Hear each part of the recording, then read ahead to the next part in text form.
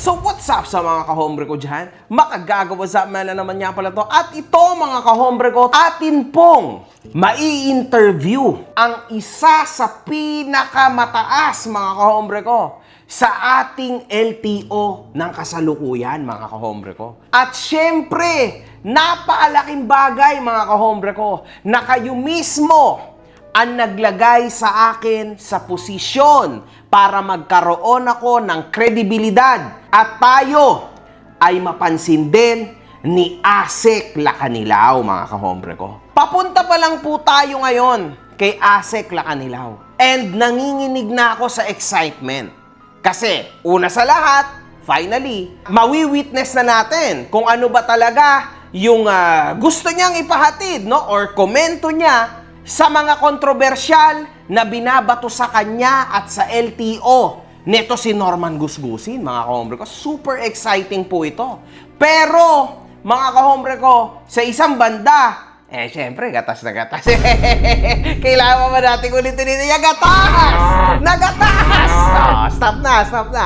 Pero yun nga, mga kahombre ko, no? Itong video na to ay mapapanood ng mga staff ng LTO at ito po ay mapapanood ng ating ASEC na si Marcus Lacanilaw, mga kahombre ko. So, this is a pleasure para at least ma-spread natin, again, yung awareness at real talk lang. Hindi puro kasinungalingan at kabalbala na galing sa bungangan ng tao na yan, si Mangusin, mga kahombre ko, ha. For sure, si Asek Lacanilaw ay magiging super professional. As a public servant, normal lang naman na si Asek Lacanilaw, talagang straightforward at super educated ang magiging sagot. For sure, mga kahombre ko. So, eto na! Pupunta na po tayo sa LTO main, mga kahombre ko. Exciting to. Let's make it. Maraming salamat ulit sa inyo kasi without you guys, baka hindi rin tayo mapansin ni Asek Lacanilaw. Pero with your help, eto na si MG ngayon. One love, good fucking vibes, enjoy the show!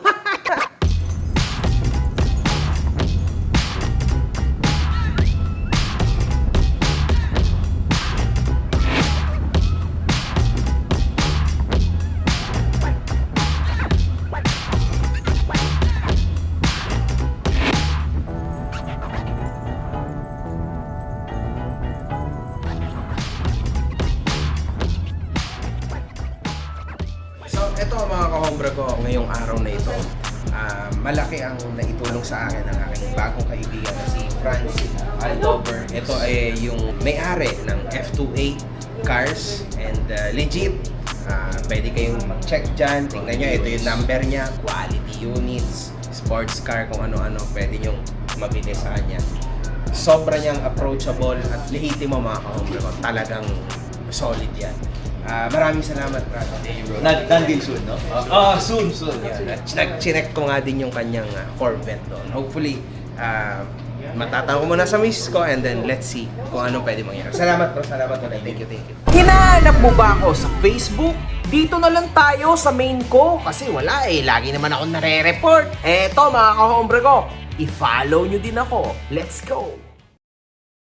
So yan mga kahombre ko, ngayong araw na ito, sobrang saya ko kasi talagang pinaunlakan ako ni Asek Lacanilaw. Yan, sobrang exciting po ito kasi finally, maririnig na natin, no, yung panig niya tungkol sa mga naging controversial na issue dito sa tao na very controversial sa bidang-bida na si Norman Mangusin. Magandang araw po, Asek. Marami po salamat at ako itinanggap nyo dito.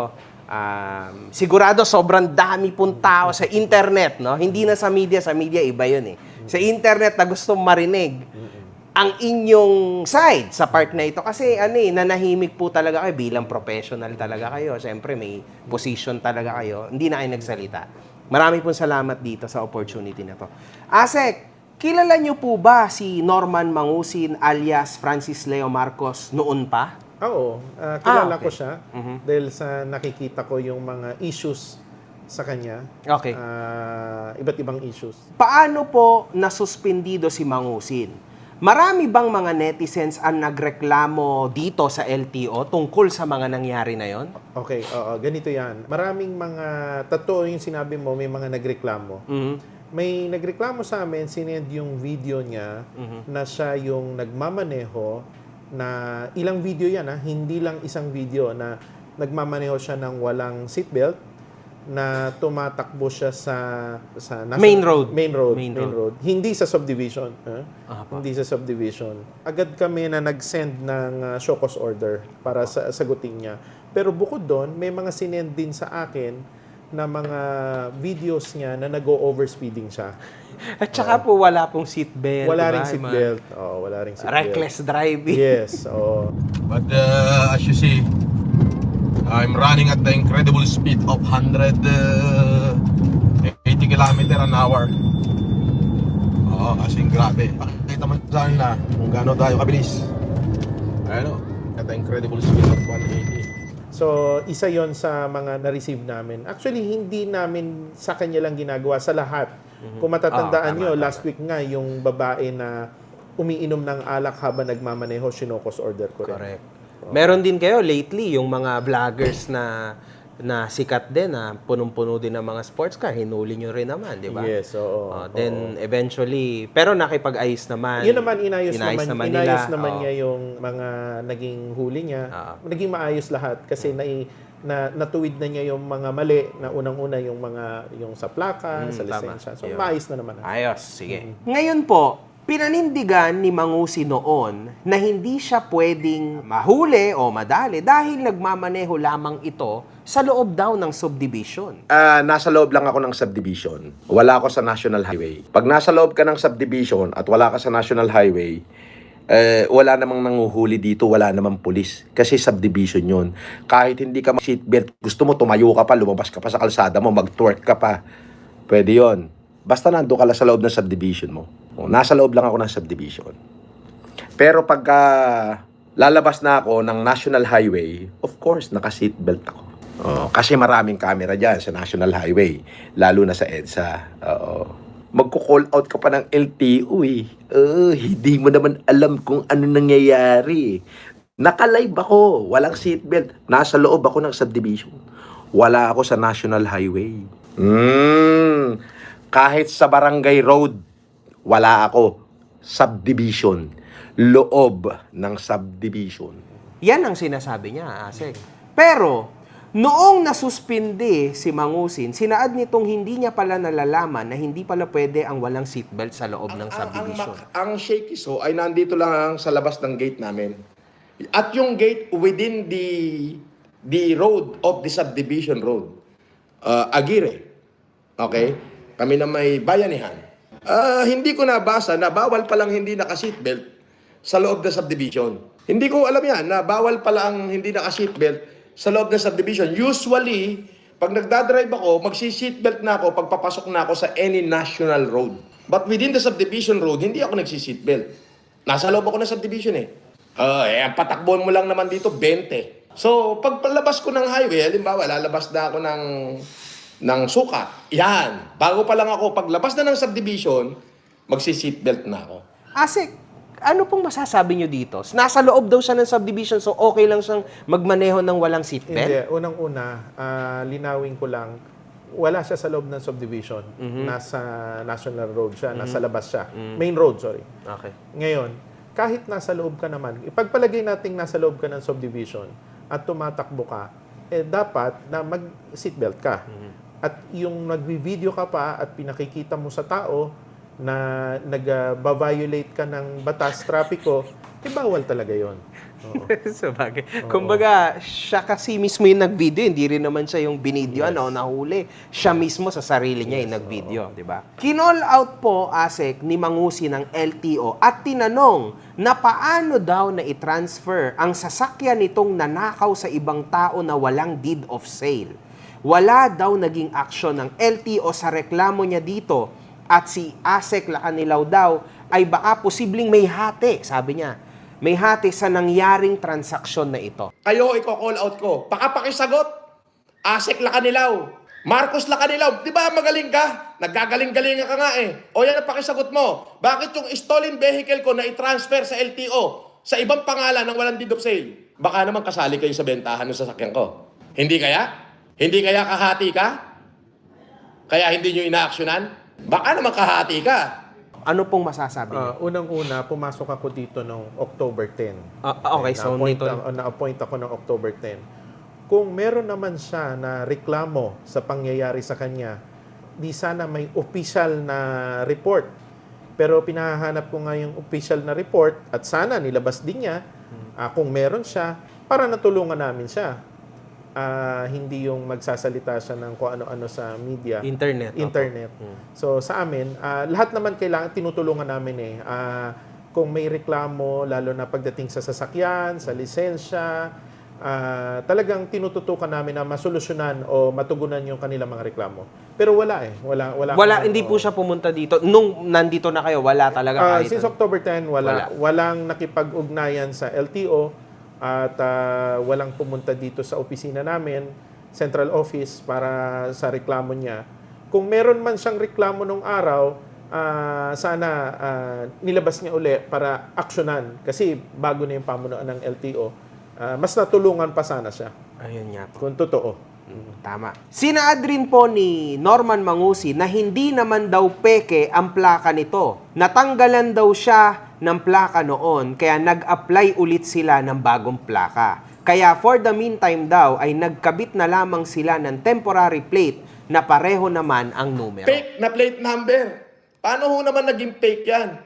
2023, nasa loob pa ho ko ng kulungan. Yang sasakyan ho na yan, nagdala ng bigas doon sa mga squatter. Pagdating ng driver ko, ay binasag ang salamin at tinanggalan ng plaka. O ngayon, kinabitan ho namin ng temporary plate. Nag-apply ho kami ng plate. Hanggang ngayon, wala pa sagot ang LTO sa replacement of the plate number.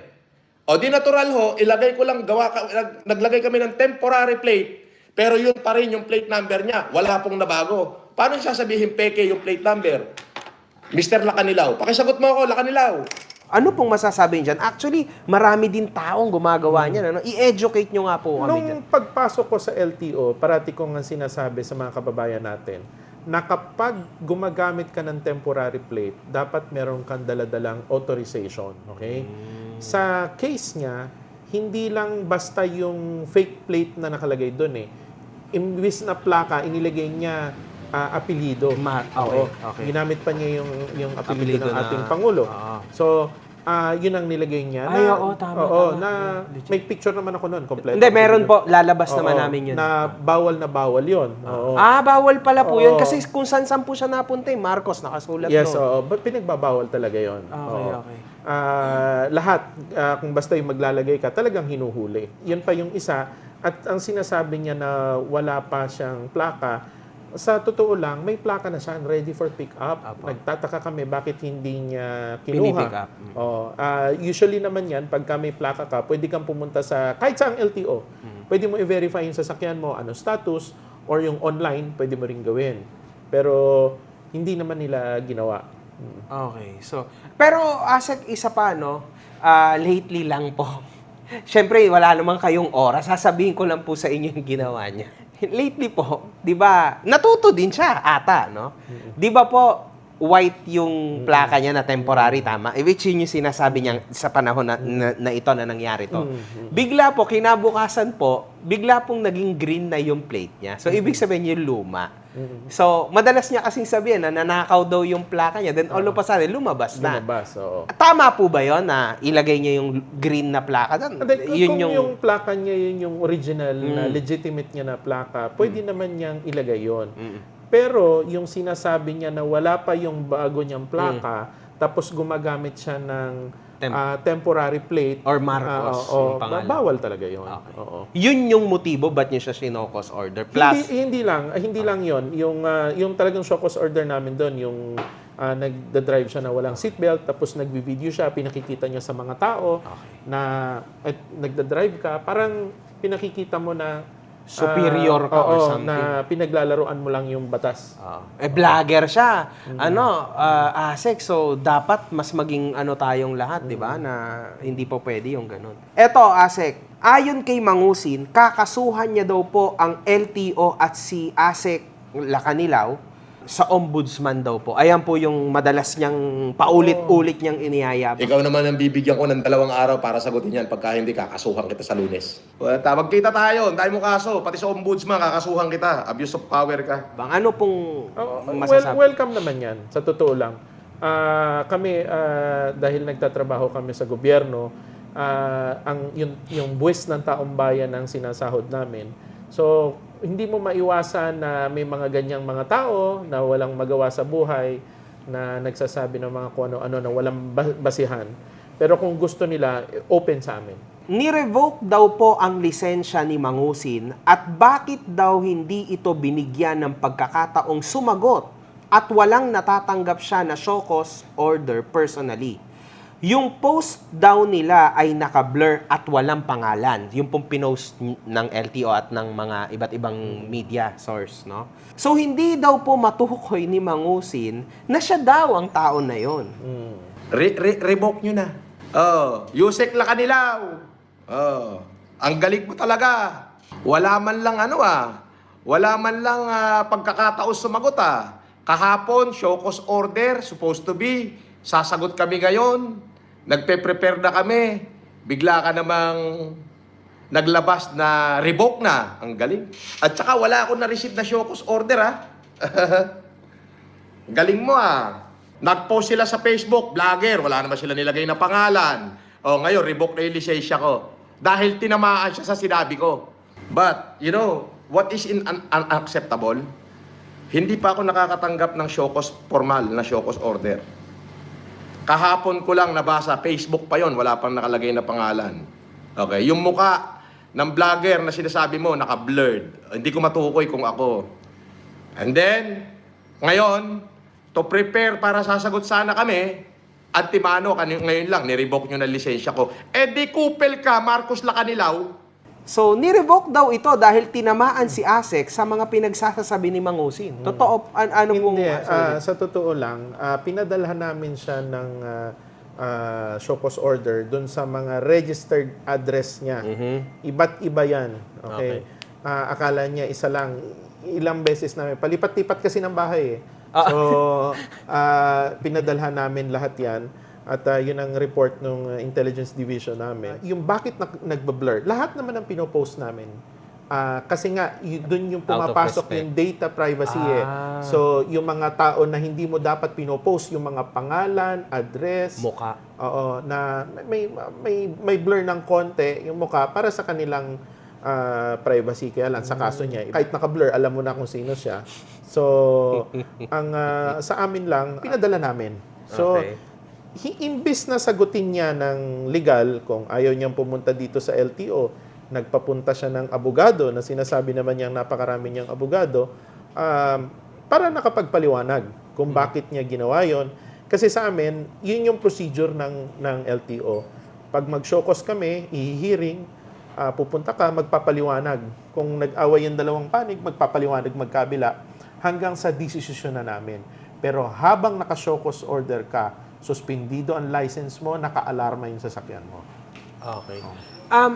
ASEC, may question po ako. Yung sasakyan niya po ba, hinahanap po ba ng LTO yung sasakyan niya, yung expedition na gamit niya, or hindi naman? Sa ngayon, naka-alarma yung naka-alarma siya. naka-alarma. Ano pong ibig sabihin na naka-alarma? Pag naka-alarma, hindi mo pwedeng i-transfer yan, hindi mo pwedeng i-rehistro yan. Oo. Pero pwedeng gamitin or hindi?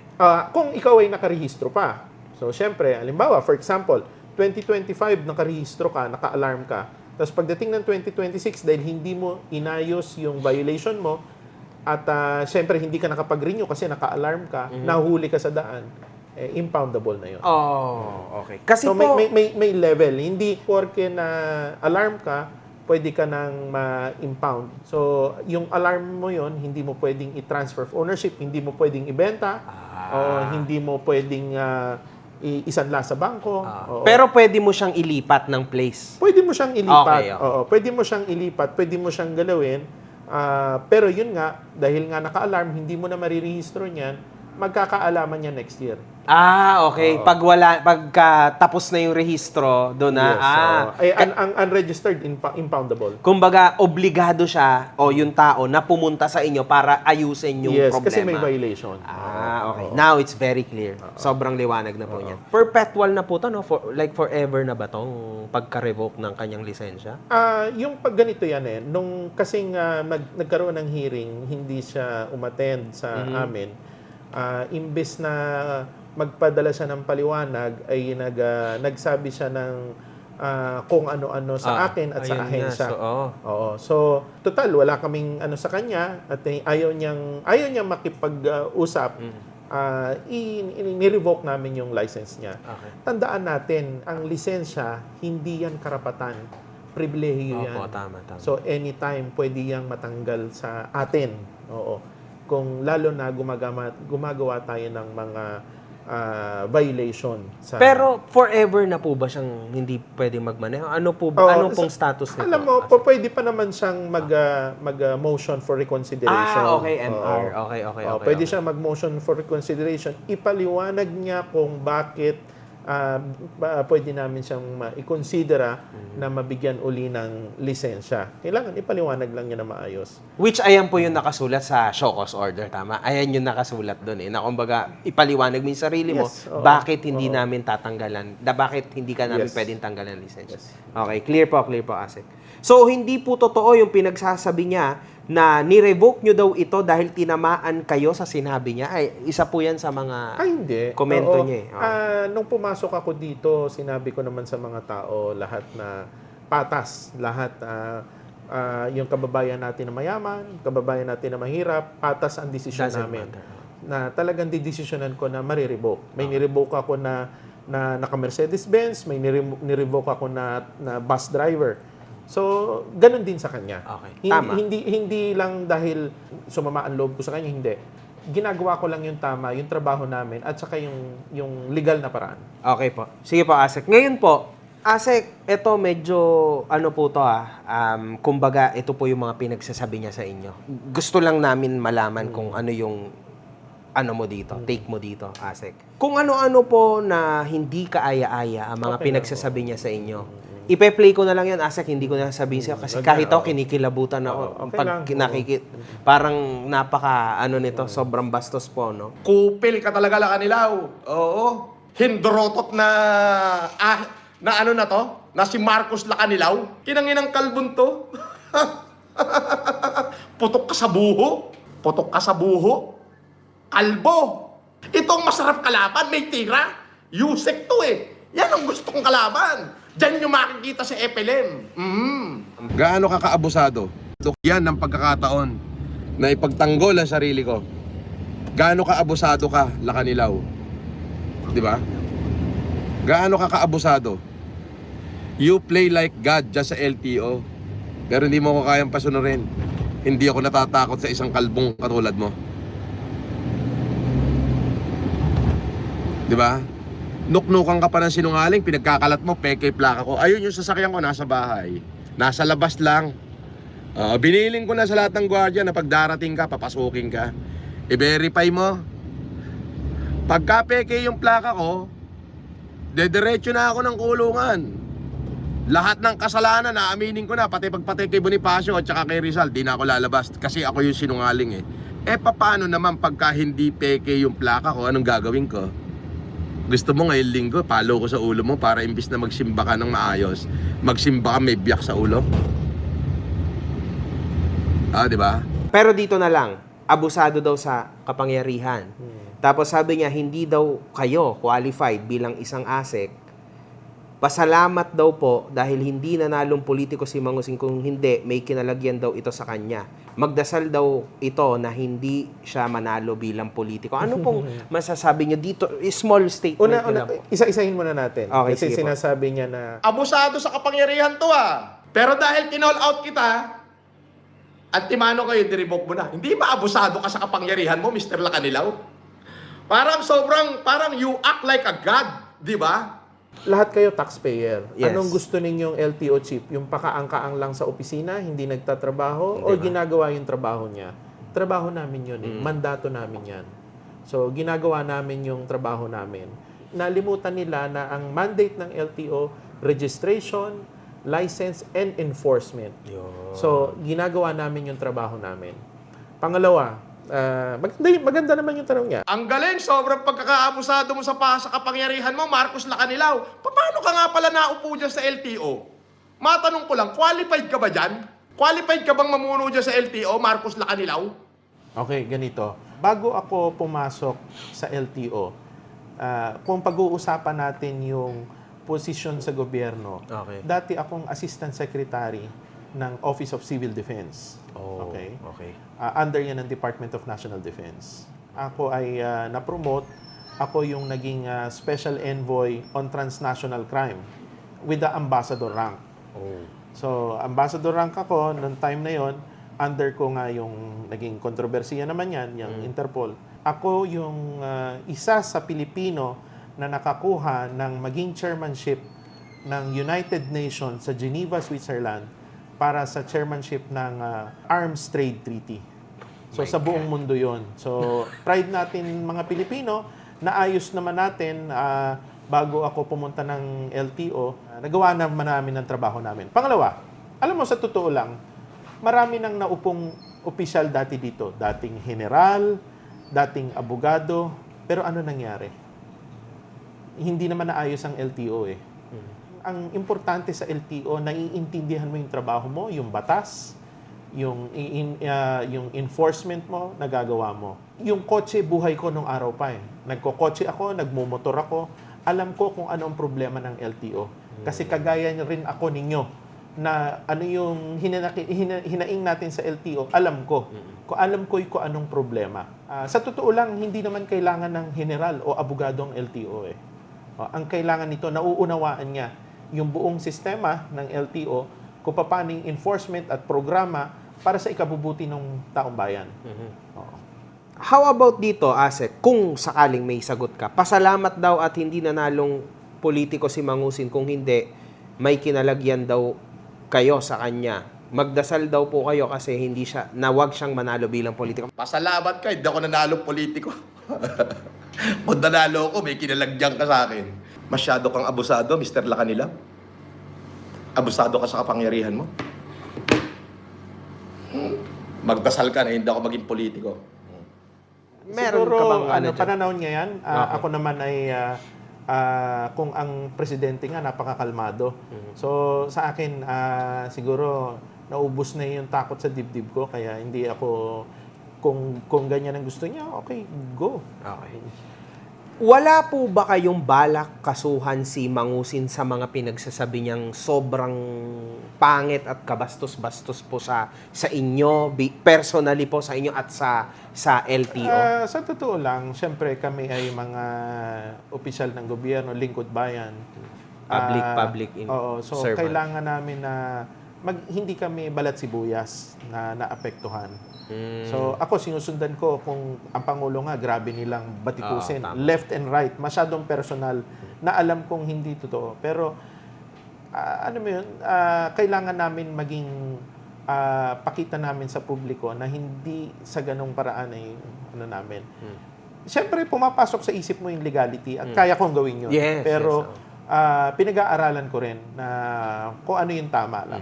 Okay. Sige po, thank you po. Sabi niya po, Asek, sabi daw ng mga empleyado ng LTO, hindi daw po maayos ang pamamalakad ninyo sa inyong mga empleyado. Sabi niya po 'yon, ha. Yan daw ang pinapaabot sa kanya Oo. ng mga empleyado. Kupil ka nga daw eh. Sabi ng empleyado mo rin ha, kupil ka daw. No wonder, yung mga empleyado mo dyan, ang tawag sa'yo kupal. 2 babae, 4 na lalaki, empleyado mo dyan sa opisina mo. Tawag sa'yo kupal. Sa totoo lang, kasi naghigpit ako. Okay. Ilan yung nahuli kong corrupt dito. Kaya hindi po pwede sa akin yung mga ganon. Ilan ang regional director na tinanggal ko sa corruption, na hindi birong corruption yung sahod ng JO, ng job order, kinukuha. Yung mga patong sa mga transport group, sinisingil. So, Tatanggal niyo po sila sa pwesto. Baka yun yung sinasabi niya siguro. Alam niyo, pagka nagpapatupad ka ng reforma sa isang ahensya ng gobyerno, hindi mo maiiwasan na marami ka ring makakalaban at sasabihin na hindi maayos ang pagpapatakbo mo. Basta sa akin, ang pananaw ko sa buhay, basta ang ginagawa ko nasa tama at wala kang aapakan na maliliit, at ginagawa mo lang ang tamang trabaho mo, hindi ka magkakamali. Okay. Dito, Asek, meron po akong question sa inyo, personal ko na question, Asek. Yun po nga kasi, napag-usapan na nga po natin kanina yung sa Challenger ko. Wala na yan kasi wala namang kinalaman LTO doon. Data privacy yan. Alam ko na yung gagawin ko doon.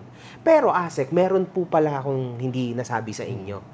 Sinabi niya rin po ito, na ito daw pong informations ng aking sasakyan ay nakuha niya mismo sa computer ng LTO. Inangina mo, akala mo ha? Tangina, I can pull the string, taratado. Yung plate number niya naka-post. Pina-verify ko ngayon. Pumunta pa ako na LTO, verify nyo nga yan. Pinakita sa akin. Pero syempre, hindi ko na sasabihin kung saang LTO, di ba? Puta na yung record natin galing mismo sa computer ng LTO yun Siyempre, binatak natin ng konti. Plate number lang nakita ko. Pak! Tawag-tawag muna. Bla bla bla bla bla bla. Okay, boss, eto na po buong detalye. Kita mo? Naka-encumbered. Sa staff mismo ng LTO na meron daw po siyang connection, tinawagan niya lang po, isang tawag niya lang po, through that, galing daw po mismo sa PC ng LTO niya nakuha yung mga documents na. Is that even legal or illegal? Gaano po kasama yung ganong klase ng... Kung sinasabi niya yon, maganda nga ilabas niya kung sinong empleyadong yun Kasi meron tayong data privacy. Okay. Pwedeng matanggal sa trabaho yan at makasuhan ng kriminal yung empleyadong katsokaran niya. Ang yabang nga po niya kasi sinabi niya rin po na kumbaga yung tao na yun, kumbaga literal na isang tawag niya lang. Nakuha niya agad yung data and all. Kaya may mga tao rin po, Asek, na nagko-comment sa akin na nagsasabi, grabe, nakakatakot naman to. Papaano kung may galit sa akin? Makita lang ang plaka ko, isang tawagan lang pala. Posibleng meron siyang kaibigan na gano'n, pero yun nga, bawal po yun. Ayun. Kaya pag malaman namin kung sino talaga yung empleyadong yan, ikakatanggal niya yan at pwede siyang makasuhan dyan. Yun. Kasi may mga binaviolate ka na data privacy. Sinabi niya rin kasi na hindi niya daw sasabihin kung anong branch ng LTO. So talagang, guys, wag niyong gagayahin yun. Narinig niyo galing kay Asek na hindi ho pwede yun na ilalabas, na magsasabi kayo ng ganyan, ilalabas niyo yung data privacy na may-ari ng sasakyan. Wag niyong gagawin yun kasi once na mahuli kayo, hindi magiging magandang sitwasyon nyo, for sure. Linawin lang natin Okay, yun, sige pa. Kasi yung kasing kaso na yun, wala yung kinuhanan ng data at nilabas, hindi authorized na maglabas yung tao na yon. Kasi wala namang violation yung tao Ayun yun. para magilabas mo. Pag hinahanap namin yung isang may violation at meron kaming show cause, may karapatan kaming ilabas para maunawaan ng publiko yung mga hindi nila dapat gawin. Para lang po klaro, yung mamamayan at lalong-lalo na mga influencer, wala silang karapatang maglabas ng ganyang basta data, tama? pupunta ka lang sa LTO tapos may kilala ka, kukuha ka ng data, ilalabas mo sa publiko. Bawal yun. Hindi pwede. Pwedeng yung nilabasan niya ng information, pwedeng magreklamo yung taong yun. Okay. So ito po, Asek. Maaari po bang iparaffle ni Norman Mangusin ang kanyang kotse, yung kanya pong expedition? Kaya abangan nyo ho. At ipamimigay ko huyang expedition na yan. Hindi ko alam kung sa TikTok o dito sa YT ko siya ipamimigay. Yung mapipili ko, sana mahalin nyo. Alagaan nyo. At yan ay legendary yan, sasakyan na yan. Legendary. Kasi pinaparaffle niya. Nasa sa kanya naman yun. Pero yun nga ang sinasabi ko sa taong bayan na pag ang isang tao mayroong kaso sa amin sa LTO, so automatic kasi naka-alarma yung sasakyan na ginamit. Okay. So may alarma po yun. Hindi kayang palitan ng pangalan. Hindi po. Kung ipaparaffle, mapupunta sa... Pwede naman niya iparaffle.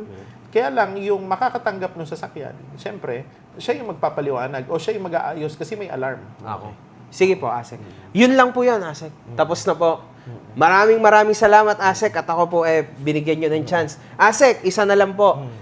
Kung meron man kayong masasabi sa publiko, no, sa akin, sa mga tao natin sa YouTube, sa internet, na something, kumbaga, in regards dito sa mga nangyari na ito, sa at least makapagbigay kayong mensahe na hindi dapat bastusin o pagsalitaan ng kung ano-anong kasamaan ang isang may katungkulan at posisyon, government agency, kasi po baka gayahin siya ng mga kung sino-sinong influencer na pwede pala, kahit sino, pwede na palang pagmumurahin ko.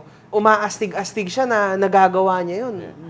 Unang-una, kami dito sa LTO, pantay-pantay lahat. Mayaman, mahirap, may sasakyan, walang sasakyan, pantay-pantay kami. Nakamotor ka man o naka-Ferrari ka man, parehas kami. So, pinatutupad namin ang batas sa lahat ng mamamayan. Ngayon, sa kaso niya, wag natin tularan na yung mga vlogger na nagmamaneho, pinakikita yung mga violation kasi hindi maganda. Binabastos natin yung batas natin, binabastos natin yung gobyerno. Hindi po yun maganda. Hindi yun dapat pinakikita sa tao. At lalong-lalo na yung mga bagong driver, yung mga kabataan na bagong magmamaneho. So ano iisipin nila? Tama yung ginagawa. So maging responsable tayo. Maging halimbawa tayo. Lalo na yun ang kaakibat ng mga vlogger. Kailangan maging responsable tayo sa mga sinasabi, ginagawa natin. Kasi hindi lang basta yung kung sino ang nakakakita. Marami nakakakita. Matanda, bata. So maging responsable tayo. Sa pagmamaneho naman, tapos na yung panahon kasi na madali nating ayusin, na singit lang. Pwede kang magmaneho walang seatbelt, pwede kang mag-overspeeding, pinopost mo pa, bawal na po yan ngayon. Ginagawa ko ang trabaho ko. Lahat kayo taxpayer. Ordinaryong empleyado, taxpayer kayo. Kaya kayo yung mga nagpapasahod sa amin. Kaya kami, kailangan namin gawin ang trabaho namin. Kailangan namin pakita, ito yung tamang ginagawa ng isang ahensya ng gobyerno. Maraming po salamat, ASEC, Lacanila, maraming po salamat. Mga putang ina nyo kayo.